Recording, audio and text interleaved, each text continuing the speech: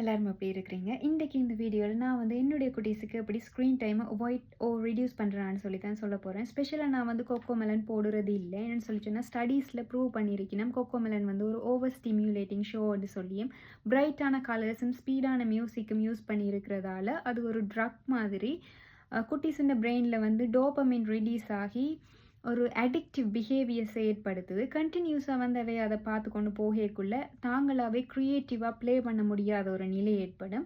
Screen time வந்து எக்ஸசிவாக போகக்குள்ள அவைக்கு வந்து லாங்குவேஜ் டெவலப்மெண்ட் இஷ்யூ, ஹெல்த்தியான பிரெயின் டெவலப்மெண்ட் இஷ்யூ, ஈவன் ஒரு ஸ்மால் டாஸ்கையே அவையால் ஃபோக்கஸ் பண்ண முடியாமல் இருக்கும்.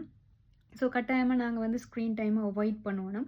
நான் வந்து என்ன செய்வேன்னு சொல்லி சொன்னால் சென்சரி டாய்ஸ் மாதிரி பில்டிங் பிளாக்ஸ் அப்படியான டாய்ஸை கொடுத்தா அதில் பிஸியாக இருப்பினம். ஸோ ஸ்க்ரீன் டைம் தேவைப்படாது. அப்படி இல்லைன்னு சொன்னால் நான் வெளியால் கூட்டிகிட்டு போவேன், பார்க்குக்கோ லைப்ரரிக்கோ கூட்டிகிட்டு போவேன்.